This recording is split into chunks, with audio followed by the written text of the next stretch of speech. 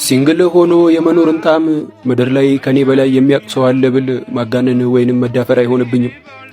የእድሜ ኩዮቼና ጓደኞቼ በሙሉ አግብተው ወይንም የፍቅር አጋር ይዘው ሳይ እግዜሩ ከእኔ የጎን አጥንት ወስዶ የሰራልኝ አጋር እንደሌለች እረዳለሁ።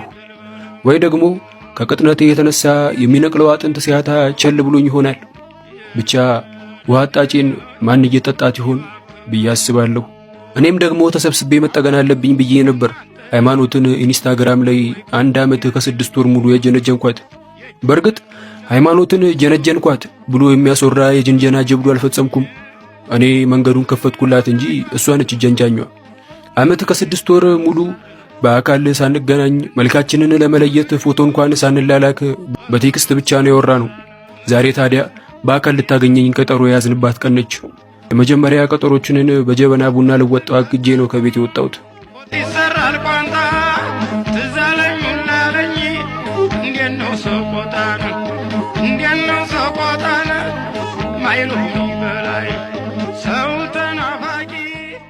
ከቀጠሮ ቦታ ደርሼ ሃይማኖትን እየጠበቅኳት በጥበቄ መሃል አንድ ወንድ ትሁን ሴት ትሁን በቅጡ ጾታዋን መለየት የሚያዳግት ሴት ከጎኔ መጣ ጸጉሯን እያፍተለተለች ነብሲ ስንት ሰዓት ነው ብላ ጠየቀችኝ። እኔም በቅንነት ለ7 ሩብ ጉዳይ ብዬ ነገርኳት። አቦ ይሄ የእናቱ ሰርግ ምን አባቱ ሆኖ ነው የማይመጣው ብላ ከጎኔ ተቀመጠች።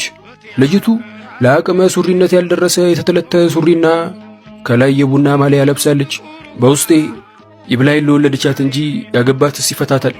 ማን ወንድ ነው ከዚች ጋር ደፍሮ የሚኖረው እያልኩኝ ድጋሜ አሁን እስከ ስንት ሆነ አለችኝ። ለ7-10 ጉዳይ ብዬ መለስኩላት። አቡ 1 ሰዓት ሙሉ ይገትረኛል እንዴ? የሚገተር ይገተርበት እያለች እጅና እጇን ማናከስ ጀመረች። በእርግጥ ከመጣች ገና በቅጡ 5 ደቂቃ እንኳን አልሞላትም። አነጋገሯ ጎፈነነኝ። ምን የፈረደበት ይሆን እያልኩ እያሰብኩ አፌ የአእምሮዬን ፍቃድ ሳይጠይቅ የምትጠብቂው ሰው ካለ ለምን አትደውይለትም አልኳት። አክሽ ስልኬን ቤት ጥየዋለሁ አለችኝ። ቁጥሩን ካወቅሹ ልተባበርሽ እችላለሁ አልኳት። ትንሽ ያሰብ አድርጋ ፒሳ ያጩሂለት እሺ ብላ ቁጥሩን 093476 እያለች የራሴን ቁጥር ደገመችልኝ። በድንጋጤ ቀና ብዬ እያየኋት ሃይማኖት ነሽ እንዴ? እንዴ አንቺ ታዲያ የለሽ እንዴ? ቡጢ እየዘነዘረች ሆዴን እየመታች ሰላምታዋን ገለጸችልኝ። አሁን ነኝ ለማለት ፋታ ሳትሰጠኝ ገራሚ ብላ አቅፋኝ ወደማላቅበት ይዛኝ ትሄድ ጀመር። የግዴታ በሚመስል አስተቃቀፍ እየነዳች ከረምቡላ ቤት ይዛኝ ገባች። ጆተኒ ትችያለሽ አለችኝ። እሞክራለሁ አልኳት። ፖሊስ አለችኝ።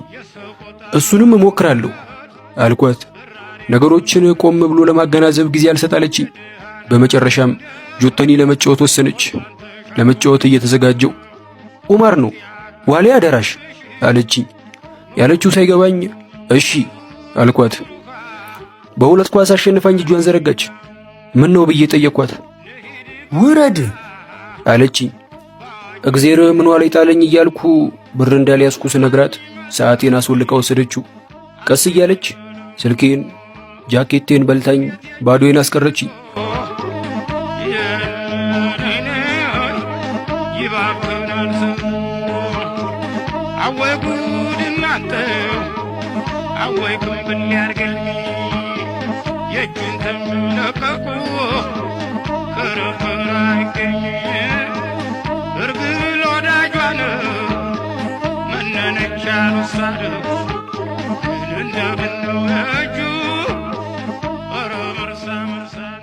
ሁሉ ነገርን ወስዳ ባዶ ኪሴን ወጣን።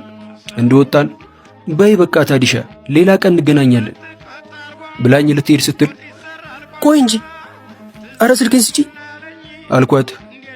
ትላጣለክ እንዴ ተበልተክ መስሎኝ ብላ በቆምኩበት ጥላኝ ሄደች። ከተለከፍኩት አዚም የነቃሁት ቤቴ ስደርስ ነበር።